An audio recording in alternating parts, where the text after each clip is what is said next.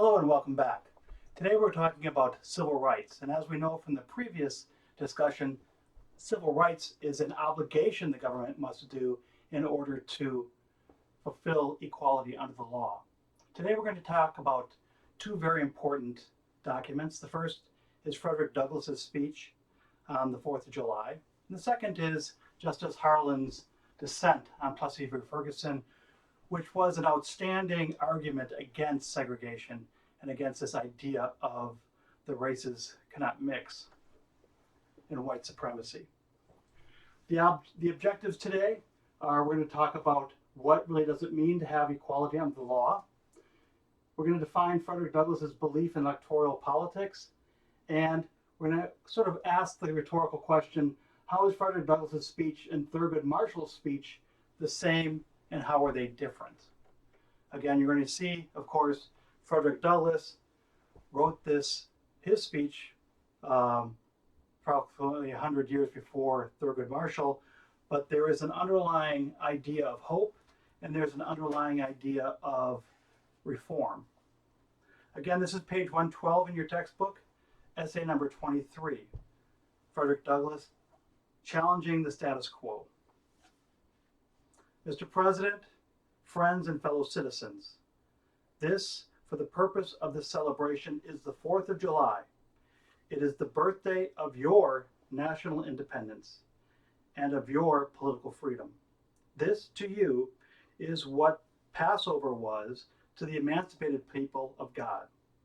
It carries your minds back to the day and to the act of your great deliverance, and to the signs and to the wonders associated with that act and that day. This celebration also marks the beginning of another year of your national life. It reminds you that the Republic of America is now 76 years old. I am glad, fellow citizens, that your nation is so young. 76 years, although a good old age for a man, is but a mere speck in the life of a nation.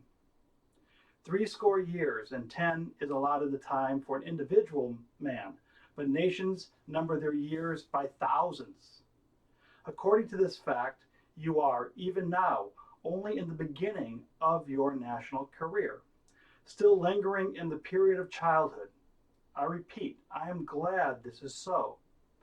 There is hope in the thought, and hope is much needed under the dark clouds which lower above the horizon. The eye of the reformer is met with angry flashes, portending disastrous times, but his heart may well beat lighter at the thought that America is young, and that she is still in the impressible stage of her existence. May he not hope that high lessons of wisdom, of justice, of truth will yet give direction to her destiny. Were the nation older, the patriot's heart might be sadder, and the reformer's brow heavier. Its future might be shrouded in gloom, and the hope of its prophets go out in sorrow. There is consolation in the thought that America is young. Think about that. So, again, Frederick Douglass has this idea of hope, right? He has this idea that because America is young, because America has a social mobility and has a constitution, there is hope, right? There is hope for reform.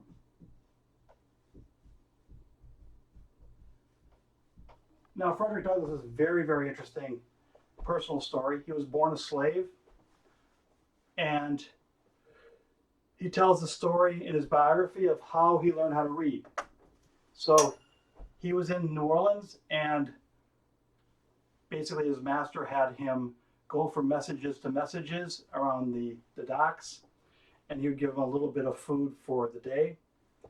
And Frederick Douglass would there were poor white kids there and poor all types of kids, and he would play with them, and he would have a little game, and he would say, I know how to spell cat. And he would say something like KZF. And the other little boys would say, no, that's crazy. Then he'd say, okay, I bet you my lunch that I can spell cat. And then the little boy for the lunch would say, you'd say K, no, C, right? A, no, no, A. And so slowly but surely, the symbols of the alphabet and the arrangement of words into sentences, Frederick Douglass as a child understood and learned how to read. With the publication, as he got more famous, with the publication of his biography, he was able to buy his freedom from his master. And many people, because he was such a master communicator and political activist, many doubted he was a slave, which is, of course, prejudicial and regrettable. But again, this speech is sort of comes out, and he had to write another biography because of that doubt. And this speech comes out of his own personal experience and the experience shared by the African American experience. So he starts off again talking about hope for reform. Great streams are not easily turned from channels worn deep in the course of ages. They may sometimes rise in quiet and stately majesty and inundate the land, refreshing and fertilizing the earth with their mysterious properties. They may also rise in wrath and in fury and bear away on their angry waves the accumulative wealth of years of toil and hardship. They, however, gradually flow back to the same old channel and flow on as serenely as ever. But while the river may not be turned aside, it may dry up and leave nothing behind but the withered branch and the unsightly rock to howl in the abyss of the sweeping wind. The sad tale of departed glory, as with rivers, so with nations. Fellow citizens, look at how he switched his rhetoric, right? In the beginning of the speech, it's your nation. It's your day of celebration. It's your deliverance. And now he's embraced the audience by saying, fellow citizens, above your national tumultuous joy, I hear the mournful wail of millions, whose chains, heavy and grievous yesterday, are today rendered more intolerable by the jubilee shouts that reach them. If I do not forget, if I do not faithfully remember those bleeding children of sorrow this day, may my right hand forget her cunning, and may my tongue cleave to the roof of my mouth. To forget them, to pass lightly over their wrongs, and to chime in with popular theme would be treason, most scandalous and shocking, and would make me a reproach before God and the world. My subject then, fellow citizens, is American slavery.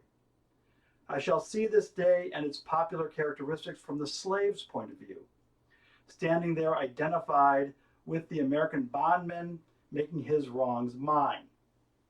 I do not hesitate to declare with all my soul that the character and conduct of this nation never looked blacker to me than on this 4th of July.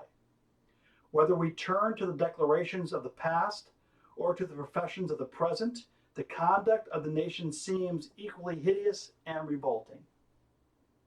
America is false to the past, false to the present, and solemnly binds herself to be false to the future. Standing with God and the crushed and the bleeding slave on this occasion, I will, in the name of humanity, which is outraged, in the name of liberty, which is fettered, in the name of the Constitution and the Bible, which are disregarded and trampled upon, dare to call in question and denounce, with all the emphasis I can command, everything that serves to perpetuate slavery, the great sin and shame of America. I will not equivocate, and I will not excuse. I will use the severest language I can command, and yet not one word shall escape me that any man whose judgment is not blinded by prejudice, or who is not at heart a slave holder, shall not confess to be right and just. So, in the second section of the speech, Frederick Douglass is trying to co-opt his audience. He's also trying to say, look, let's look at the facts. The fact is that America holds slaves. The fact is that we celebrate the 4th of July, but the history of slavery and the history of how the revolution came about and the use of the Enlightenment, the use of the rhetoric of the revolution has been betrayed. He also talks about what? The present. And he's making this he's making this speech in 1852. And this is before the Civil War. And Frederick Douglass was, like I said, a very, very interesting man because he knew Lincoln. He wanted Lincoln to arm the ex-slaves. But more interesting is that he and Grant were actually friends. And Frederick Douglass said that President Grant was as much a friend of the ex-slave than Lincoln. Matter of fact, Grant had Douglass for dinner regularly, and Grant was one of the real pioneers, as I mentioned before. He and his attorney general broke the back of the segregationists, of the white supremacists, of the Klan, right after the Civil War. And it wasn't until, we'll talk about this later, it wasn't until Plessy v. Ferguson that the deal was made between the white Southern supremacists and the Northern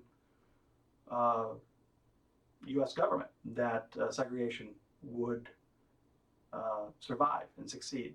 Grant fought it vigorously. So Frederick Douglass is talking about the idea that hope, reform, these things are possible. And then he's talking about, look, to your right and to your left. Look at the present when we have slavery and we cannot disavow that.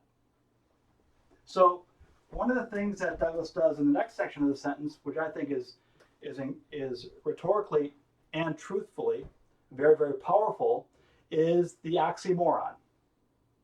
What do I mean by that? Slavery is based, right? One enslaves a person, that's an oxymoron. Slavery is based on a belief that a human being and a slave cannot coexist. Yet, if I own a slave, the more that slave can do, the more worth that slave has. One doesn't see, if one owns a horse or a cow or a dog or a cat even. Well, maybe a cat, you can see the piano videos on YouTube. But basically, one does not see a cow take care of children. One does not see a cow drive their master. One does not see a horse do accounting or become a carpenter or a chef. And Douglass is going to point this out, right? The question of if a slave is human, then slavery is wrong. Or as Lincoln put it, if slavery is not evil, nothing's evil. And this is what happens when you don't shout, you don't go burn down things, you offer the truth. And what does he say? No one can deny this unless A, you're a slaveholder, or B, your heart is so prejudiced that you can't see the truth.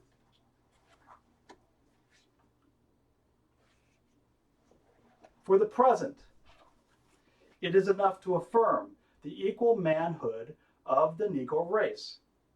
It is not astonishing that while we are plowing, planting, and reaping, using all kinds of mechanical tools, erecting houses, constructing bridges, building ships, working in metals of brass, iron, copper, silver, and gold, that while we are reading and writing, ciphering, acting as clerks, merchants, secretaries, having among us lawyers, doctors, ministers, poets, authors, editors, orators, and teachers, that while we are engaged in all manners of enterprises common to other men, digging gold in California, capturing whales in the Pacific, feeding sheep and cattle on the hillside, living, moving, acting, thinking, planning, living in families as husbands, wives, and children, and above all, confessing and worshiping the Christian's God. Pardon me.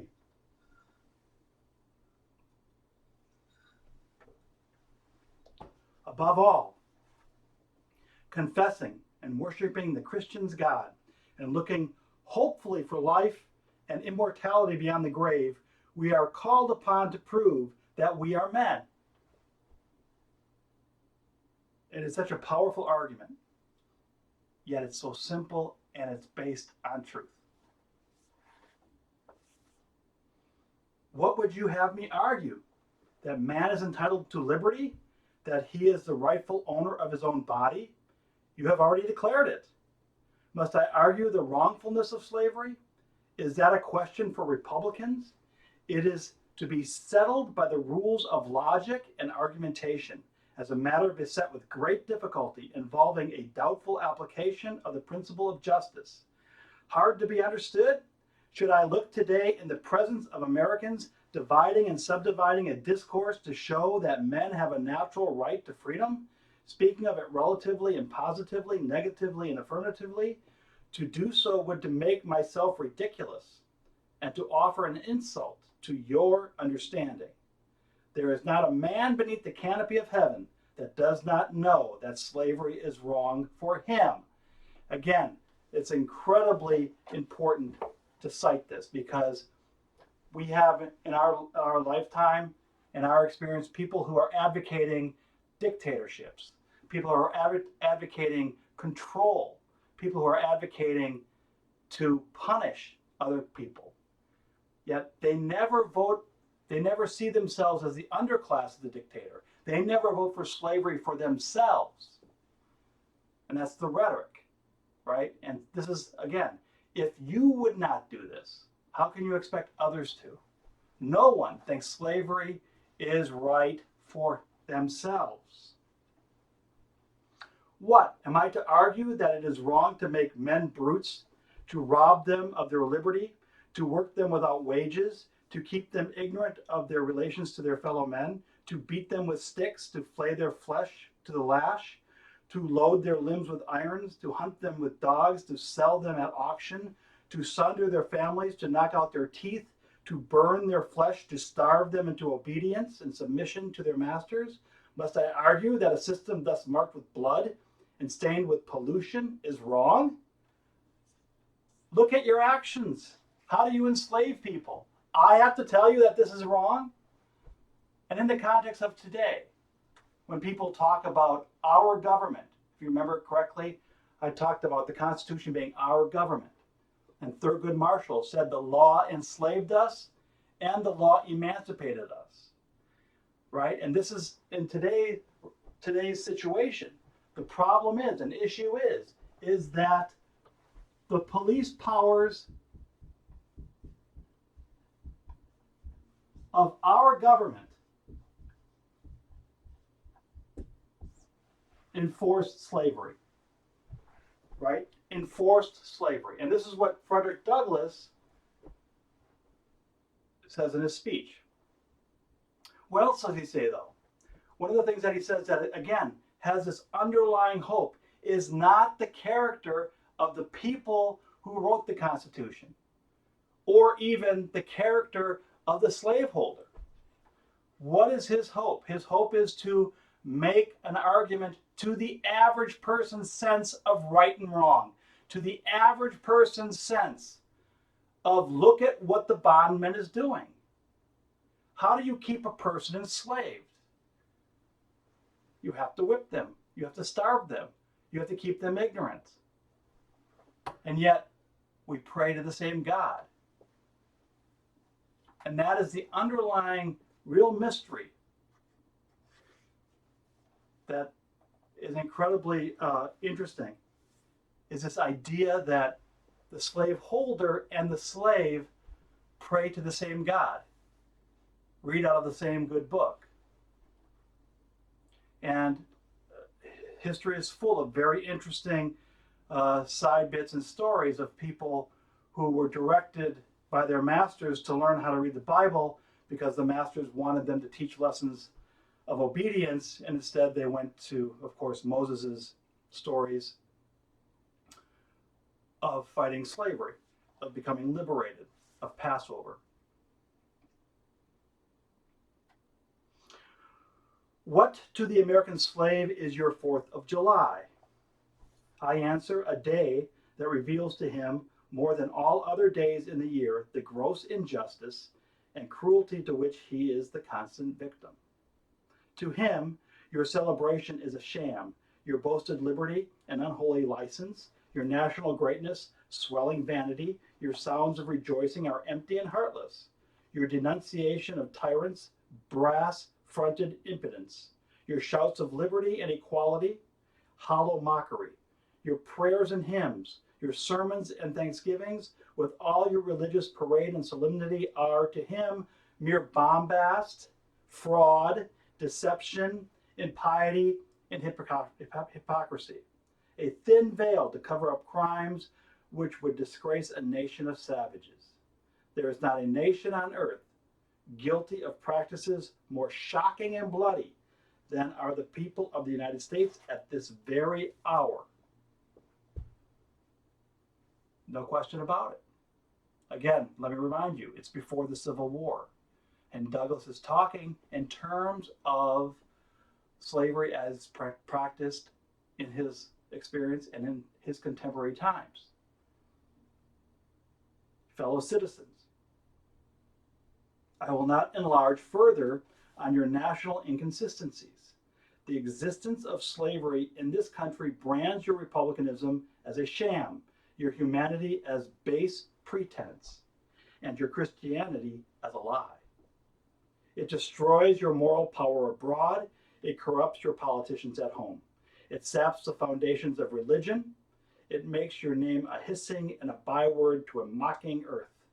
It is the antagonistic force in your government, the only thing that seriously disturbs and endangers your union. It fetters your progress. It is the enemy of improvement, the deadly foe of education. It fosters pride. It breeds insolence. It promotes vice. It shelters crime. It is a curse to the earth that supports it, and yet you cling to it as if it were the sheet anchor of all your hopes. Think about this. And this is what slavery does, right? This is what the exploitation of people is. It's the enemy of improvement. I don't have to go to school. I don't have to become better. I don't have to work harder because I have slaves to do this for me. It's a deadly foe of education. As I said, I don't need to learn anything. I have slaves to do this for me. It fosters pride. Well, at least I'm not a slave. And it breeds insolence. It promotes vice. So as we talked about, in 1808, when they banned the importation of slaves, how do you make a slave? By rape. It shelters crime. Again, the brutality of keeping someone enslaved. It is the curse to the earth that supports it. Oh, be warned, a horrible reptile is coiled up in your nation's bosom. The venomous creature is nursing at the tender breast of your youthful republic. For the love of God, tear away and fling from your hideous monster, let the weight of 20 million crush and destroy forever. And that's what the Civil War did, right? The Civil War, more Americans died in the Civil War than any other war that has been fought. And Gettysburg, as the turn of that war, if Lee would have succeeded, it would have been a disaster. The Confederates were talking about an empire of slavery that would go down from the Mason-Dixon line all the way down through the Caribbean to Latin and South America. But it is answered in reply to all this that precisely what I have now denounced is in fact guaranteed and sanctioned by the Constitution of the United States. That the right to hold and hunt slaves is part of that Constitution framed by the illustrious fathers of this republic. Now take the Constitution according to its plain reading, and I defy the presentation of a single pro-slavery clause in it. Again, Thurgood Marshall talks about that. How the word slavery is not entered in the Constitution until the 13th Amendment. On the other hand, it will be found to contain principles and purposes entirely hostile to the existence of slavery.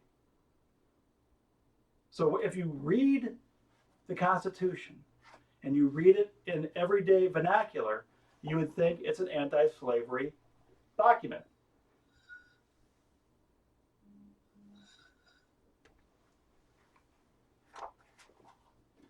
Isn't that the same argument that Thurgood Marshall talks about, how law enslaved us and law emancipated us? I have detained my audience entirely too long already. At some future period, I will gladly avail myself of an opportunity to give this subject a full and fair discussion.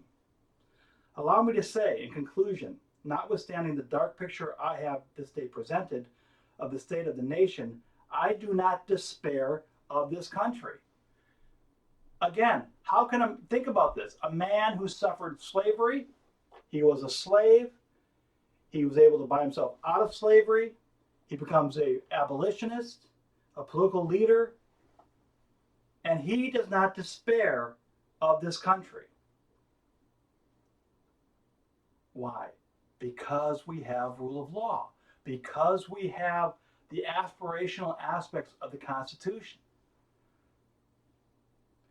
There are forces in operation which must inevitably work the downfall of slavery. The arm of the Lord is not shortened, and the doom of slavery is certain. I am therefore leave off where I began, with hope. While drawing encouragement from the Declaration of Independence, the great principles it contains, and the genius of American institutions, my spirit is also cheered by the obvious tendencies of the age. Nations do not now stand in the same relation to each other as they did ages ago. No nation can now shut itself up from the surrounding world and trot round the same old path of its fathers without interference. The time was when such could be done. Long established customs of hurtful character could formally fence themselves in and do their evil work with social impunity. Knowledge was then confined and enjoyed by the privileged few, and the multitude walked on in mental darkness. But a change has now come over the affairs of mankind. Walled cities and empires have become unfashionable. The arm of commerce has borne away the gates of the strong city. Intelligence is penetrating the darkest corners of the globe. It makes its pathway over and under the sea as well as on the earth. Wind, steam, and lightning are uncharted agents. Oceans no longer divide, but link nations together. From Boston to London is now a holiday excursion. Space is comparatively annihilated. Thoughts expressed on one side of the Atlantic are distinctly heard on the other. The far off and almost fabulous Pacific rolls in grandeur at our feet. The celestial empire, the mystery of ages, has been solved. The fiat of the Almighty, let there be light, has not yet spent its force. No abuse, no outrage, whether in taste, sport, or avarice, can now hide itself among the all-pervading light. So again, Frederick Douglass gives us a window, gives us an area where we can argue. I mean that in the sense of analysis, in the sense of a sense of justice. We can argue and create an argument that would have, if listened to, prevented a horrible war. And the theme of that is, the theme of his speech is one of hope because of the innate sense of justice that people have. No one thinks slavery is right for themselves. Think about that. No one thinks slavery is right for themselves. So we have this historical fact. We have this historical fact, and we've discussed it before. The Constitution, our government, enforced slavery. That is a fact. That is a fact that cannot be denied. But, having said that, to act like there has been no progress since 1852, when both Thurgood Marshall and Frederick Douglass talk about the hope of our institutions. Both men devoted their lives to preserving and reforming those principles that we discussed in the Constitution. So again, what is civil rights? Civil rights is the obligation of the government to make sure to act as agent for equality under the law, which is an incredible accomplishment that Thurgood Marshall, as a lawyer, was responsible for, and in the tradition of Frederick Douglass. In the next episode, we're going to be talking about Justice Harlan and his interpretation of the Constitution, and how, again, a missed opportunity. If people would have listened to Justice Harlan, we would not have the problems we have today with the legacy of Jim Crow and segregation. Until then, take care.